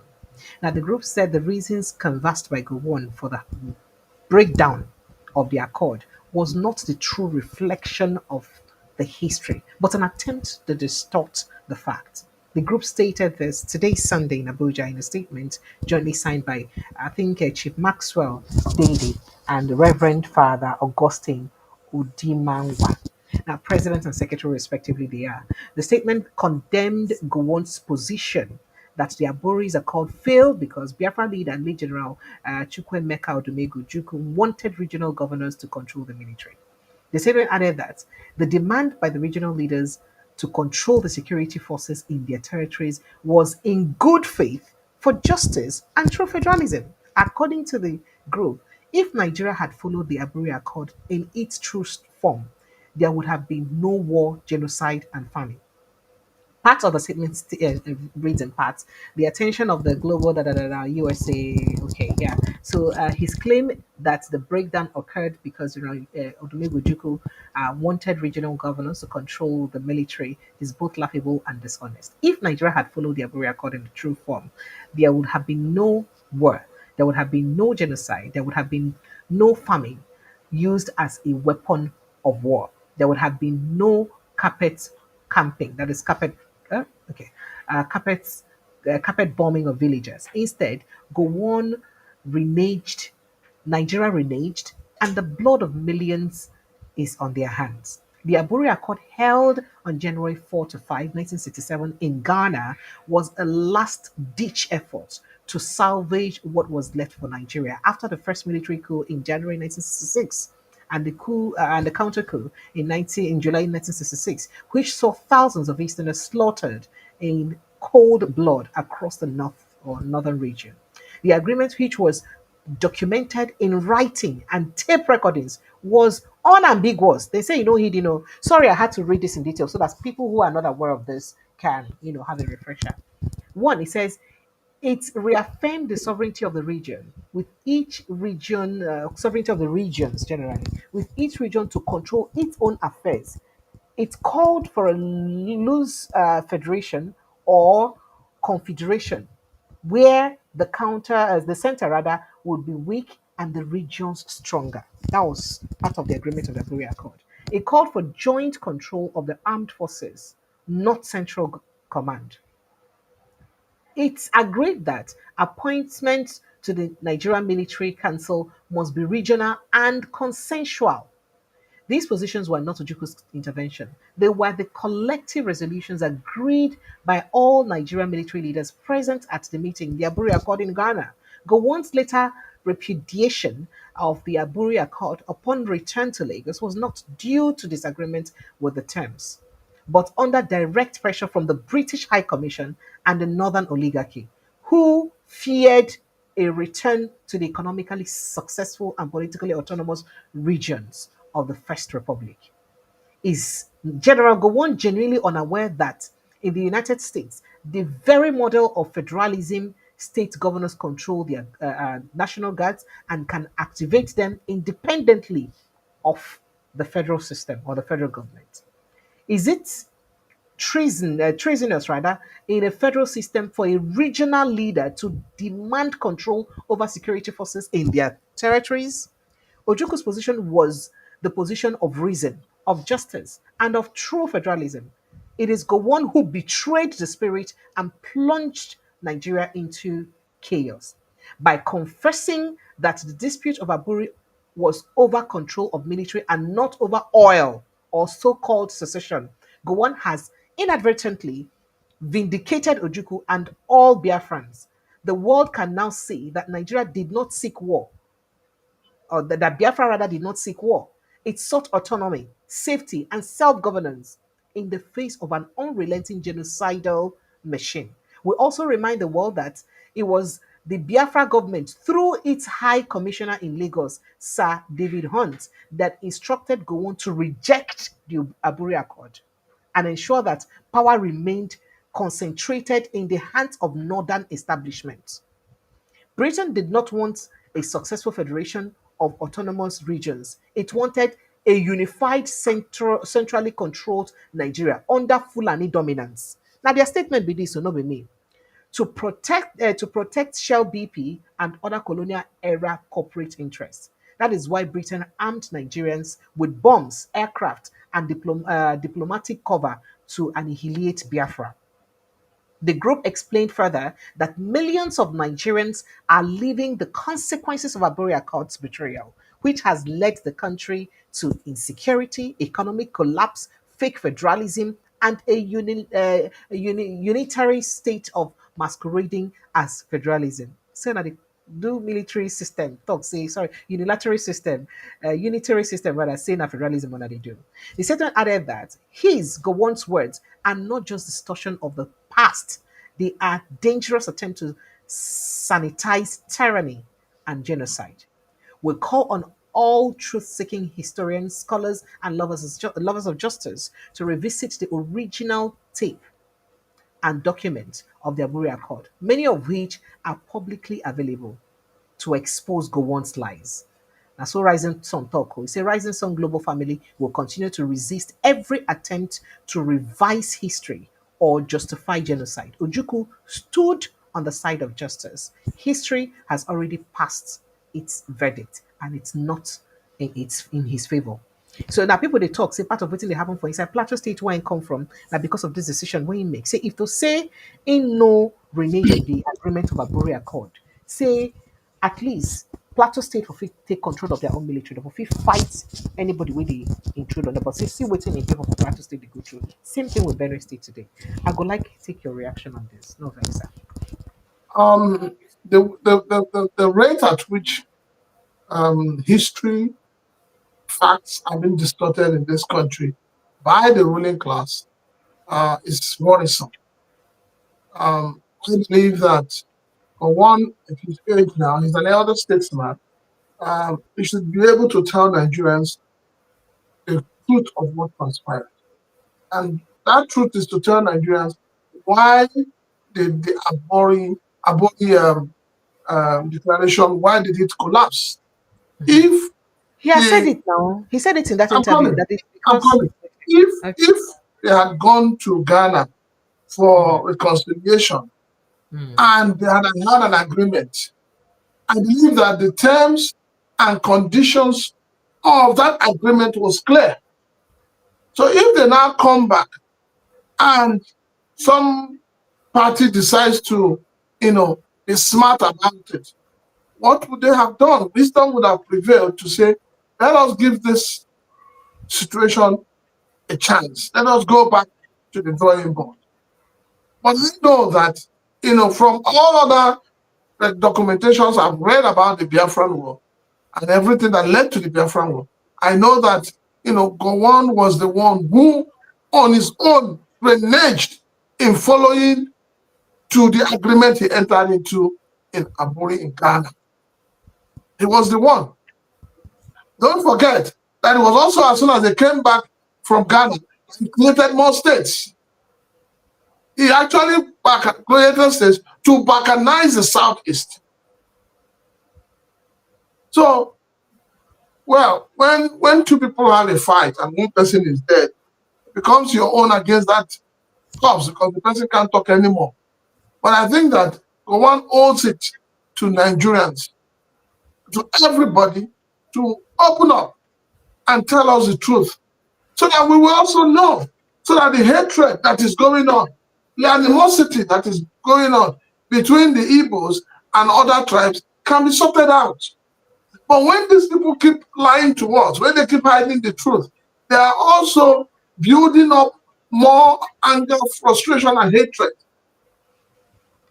The Igbo man will tell you, oh, and the Hausa man were responsible for annihilating them and all of that. The Igbo man will tell you that it was a Yoruba man that told the Hausa man to blockade food from entering the Southeast.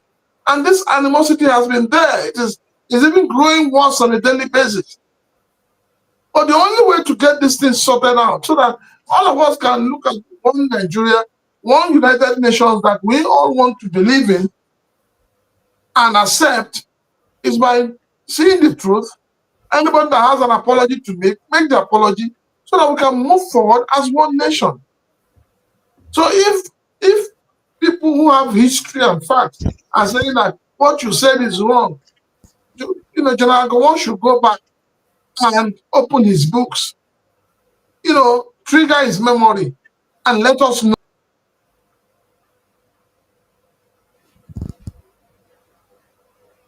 Oh yes, sincere apologies. I think we've lost your audio, maybe network issues there.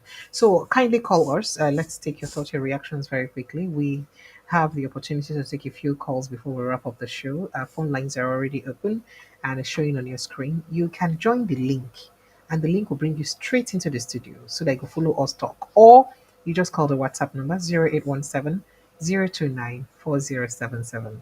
0817 0294077. Now the number where you could call to join the conversation. It be like say Ogachila can network they bad once it's in rectify, you could join us back. But kindly call us to be part of the conversation. The phone number to call again is 0817 029 4077. And then let me quickly rush through some of the conversations we may not have time to attend to very quickly. Yeah, he's already addressed the back and forth between Otom and the present governor. And the federal government talks it, sorry, the Senate talks it and will hold public hearing across the six geopolitical zones for constitution review. And I'm very interested in that. I think I'll do my best to see how I monitor that public hearing very closely and see, what the opinions it will be about. The Senate Committee on the Review of the 1999 Constitution is set to organize a comprehensive 2-day zonal public hearing in the country's six geopolitical zones. And so then talk.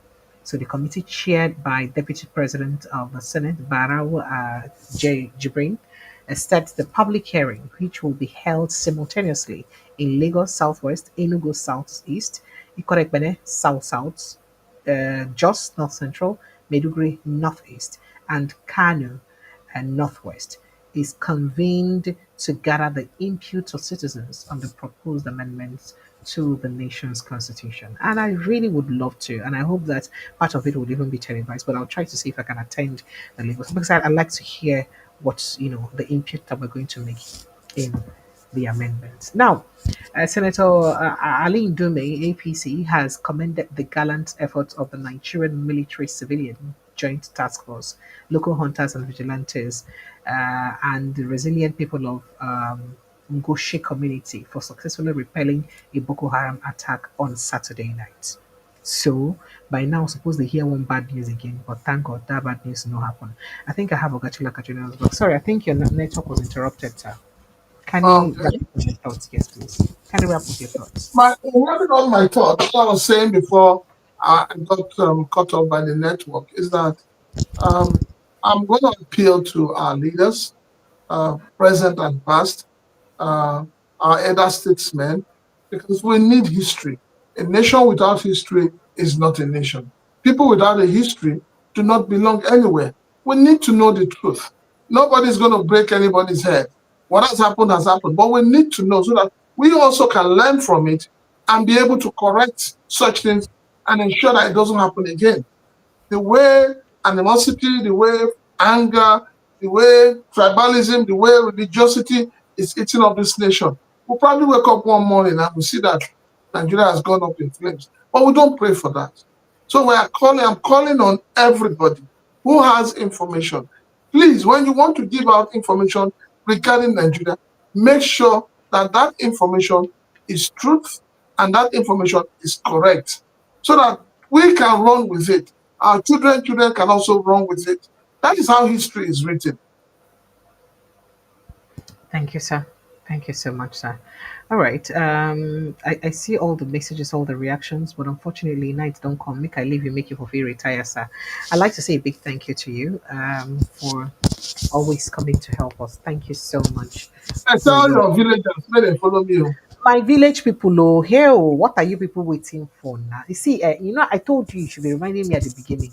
You know, say old age run the come. Person they think plenty things. I for talk and for beginning. My village people, please, you should go and follow our prince. He's the prince of our village. At the Naked Truth 01 TV. At the Naked Truth. No, the naked truth TV 01. Oh, sorry, the Naked Truth TV. Oh, once they share type the Naked Truth, they could see you. They pop up there for their There are phone. plenty. Oh, when I But get they plenty should Naked know Truth. that it is the naked truth TV 01. One word. No um space bar, nothing. Just the naked truth TV. TV Oh, 01. Okay, all Simple. right. As he did, in fact, as they see your name every time like this, now so the thing they show for your name like this, may they use like that, they follow you. Thank you so much. And please, you people should go and follow him. Follow him or follow. Don't let him rest. You know, there's no rest for the wicked. It's not like he's wicked, but please follow him. Like he's really triple. He's our prince. Prince, I appreciate you a lot. And kindly also subscribe here, like, share this post so that we'll continue to spread the gospel. And we hope see Nigeria go soon better one day. Or make I let you sign up, sir, so that I could begin go, sir. All right. Good night. Thank you, sir. Good night, sir. All right. Thank you so much to everyone who's been part of the show. I love you guys. I appreciate you. Thank you so much for being part of the show. Let's continue to speak for the growth and development of our nation. I'll see you again tomorrow evening, God willing. Ensure you protect your mental health because wahala, you need to finish. Good night and God bless you.